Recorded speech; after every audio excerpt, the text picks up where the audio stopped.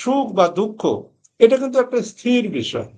তো কেউ যদি স্থির সময়ে গিয়ে একটা সলিউশন দেয় দুঃখে বা সুখে, বা এই যে সমাজের যে অপরাপর অপকর্ম, খুন ধর্ষণ রাহাজানি লুটপাট, এটাকে যদি একটা স্থির সময়ে যে একটা সমাধান দেয়, তাহলে সেটা কিন্তু কাল উত্তীর্ণ একটা সমাধান হবে।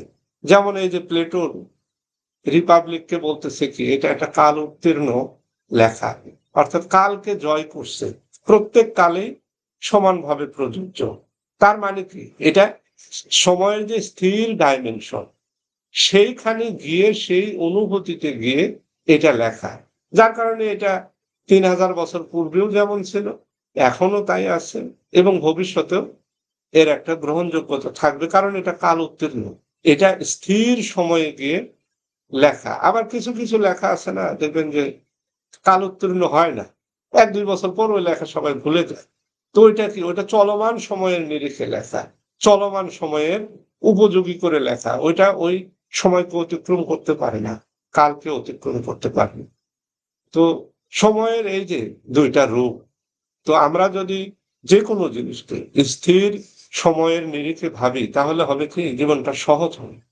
স্থির সময়ের নিরিখে কি, এই যে সুখ থাকে, দুঃখ থাকে, ক্ষুধা থাকে, দারিদ্রতা থাকে, এই জিনিসগুলো আছে, কিন্তু চলমান সময়ে এর হয়তো ধরন পাল্টায়, রূপ পাল্টায়। তো আমরা যদি স্থির সময়ের আলোকে সুখ দুঃখকে উপলব্ধি করার চেষ্টা করি, দারিদ্রকে উপলব্ধি করার চেষ্টা করি, তাহলে সেটার মোকাবেলা করা যেমন সহজ হবে, তদ্রূপ আমরা ওইটা নিয়ে কি হব না, বিচলিত হব না, যে না এই জিনিস তো এটা চিরন্তন, বলে না, যেমন আমরা বলি যে বাণী চিরন্তনী বলে একটা কথা আছে, মানে সব সময়ের জন্য সেটা প্রযোজ্য। সিম্পল হিসাব। এখন বলতেছে যে সত্য বলা, মিথ্যা বলা ঠিক না। তো এটা কি, এটা একটা স্থির ডাইমেনশনের একটা জিনিস। হম। তো আরেকটা কথা হয়তো বলতেছে যে তুমি এটা কি পোশাক পরছো, এই পোশাকটা তো ভালো লাগতেছে, কিন্তু ওই পোশাকটাই কি, ওই সময়ের হয়তো একটা ট্রেন্ড, প্রচলিত, ফ্যাশনেবল, সেটা কি হবে, হয়তো কালোত্তীর্ণ হবে না, কারণ সময়ের সাথে সাথে সেটা চেঞ্জ হবে।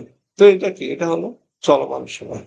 আরেকটা জিনিস সময়ের নিরিখে, পবিত্র কোরআন মজিদে আছে না, যে বলতেছে যে তোমাদের 50,000 বছর, আর আল্লাহ তাআলা সেটা যেন একদিনের সময়। তাহলে এই যে একদিন, একদিন সমান সমান আমাদের 50,000 বছর। তো এই 50,000 বছর কি, এটা চলমান, আর একদিন ওইটা যেন স্থির। অনেক সাধু সন্তরা বলে যে 2 দিনের দুনিয়া, আমরা শুনি 2 দিনের দুনিয়া। কেউ কেউ আবার বলে কি, যে জীবন মূলত একদিন, এক সূর্য উদয়, এক সূর্য অস্ত, একটা দিন আর একটা রাতের সমষ্টি। আমরা আগামীকাল আবার ওই সূর্য উদয় দেখব, সূর্য অস্ত দেখব। আজকের দিনে যা যা ঘটতেছে, আগামীকাল মূলত তাই তাই ঘটবে। তো সেই নিরিখে তারা বলার চেষ্টা করে জীবন মূলত একদিন বা এক রাতের একটা সমষ্টি। তো সময়ের এই যে বিবিধ রূপ, এই রূপটা যদি আমরা উপলব্ধি করতে পারি, এটা চর্যাপদেও বলছে যে ভব স্থিরা, যে যতখানি বোঝে সে ততখানি বীরা।